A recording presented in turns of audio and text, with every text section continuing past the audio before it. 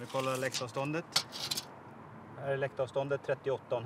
Man kan se hur lite takpannan överlappar här. Tjena, David här med taktipset. I det här tipset ska jag visa dig hur man inspekterar ett tak för att upptäcka brister som kan leda till läckage. Som solcellsinstallatör behöver du känna till det här så att du kan göra en korrekt analys av taket och inte montera solceller på ett bristfälligt tak som senare riskerar att läcka, eftersom demontering och återmontering av solceller medför en kostnad. Som husägare är det här bra att känna till så att du faktiskt kan inspektera taket själv om du vill det.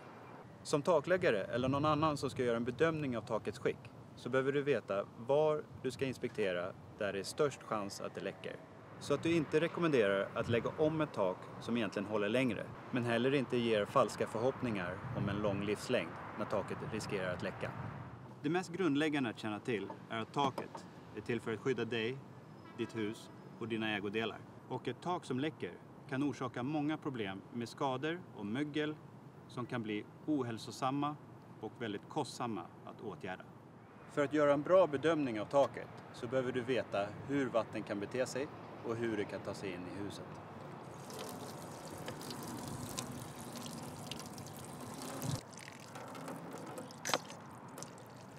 En viktig sak att känna till är att fungerande tak med takpannor i Sverige är uppbyggda med 2 tätande skikt.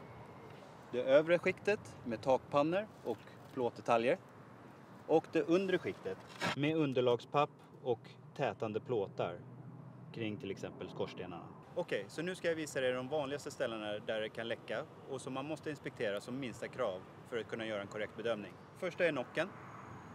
Det andra är genomföringar. Det är sånt som kommer igenom taket som skorsten eller stos eller en takkupa. Det är något som kommer upp ur taket. Sen har vi takfoten.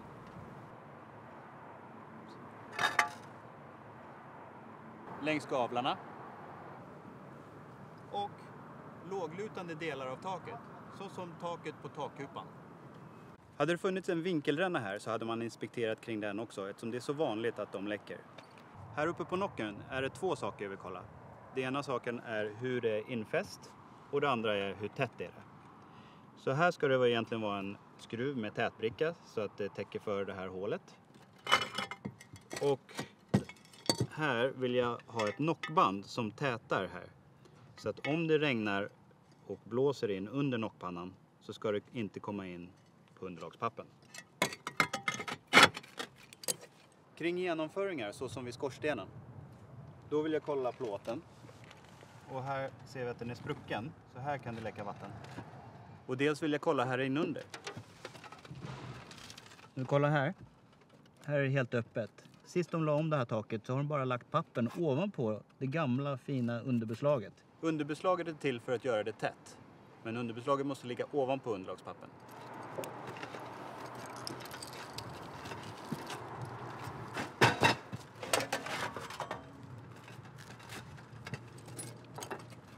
Det här är röret för avloppsventilationen. Och som ni ser här så är det helt öppet för vatten att komma ner mellan röret och underlagspappen. Det saknas alltså en tätande plåt eller gummi här.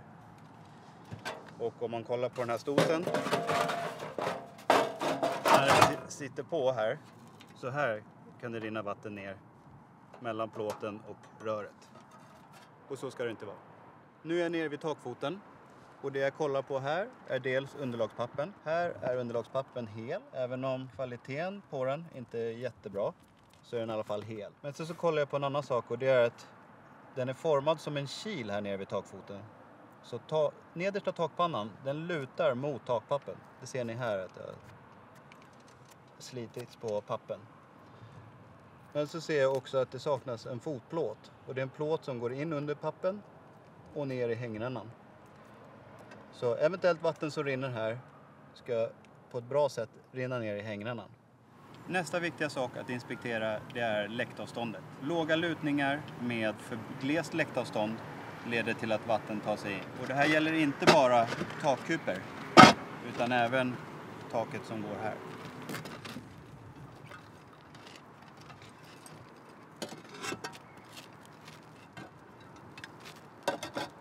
För att veta om det är rätt läktavstånd så måste vi veta lutningen på tak. Här är det ungefär 11 till 12 grader. Lägsta lutningen för betongpannor är 14. Så det är för låg lutning för betongpannor. Om vi kollar läktavståndet. Här är läktavståndet 38,5. Hade vi haft en lutning som var godkänd för betongpannor, vilket är minst 14 grader, då hade det varit helt okej med ett läktavstånd på 32 cm. Här var det 38,5, så det är 6,5 cm skillnad. Man kan se hur lite takpannan överlappar här. Och kollar vi på läkten, vilket är ju resultatet av att vatten har kommit in, så är det inte bra här. Men det är kanske inte det viktigaste ur täthetssynpunkt, utan det är underlagspappen. Om vi kollar här. Här kan det komma in vatten. Det jag vill kolla här längs gaveln, det är att plåten lappar över takpannan ordentligt. Här kan vatten rinna ner. Och här ser ni resultatet. Den största läckagerisken är antagligen vid sådana här rändalar. Här ser ni att om vatten kommer in här, ja, då kommer det in under rändalen. Så det här är inte en bra konstruktion i sig. På lätta undertak, då sitter rändalen oftast ovanpå de här bärreglarna.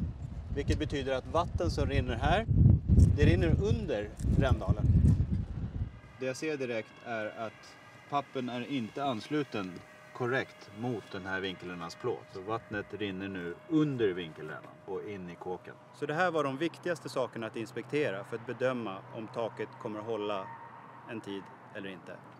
Tänk på att om takpannan ser ut så här eller så här spelar faktiskt ingen roll. Det är inte det som gör att taket håller tätt. När vi lägger om tak från grunden så använder vi oss en checklista på 148 punkter för att inspektera om ett tak är tillräckligt bra eller inte. Men det jag har visat dig nu, det är de viktigaste punkterna för att avgöra om ett tak kommer att hålla tätt eller inte. Det var det för den här gången. Vi ses på nästa taktips.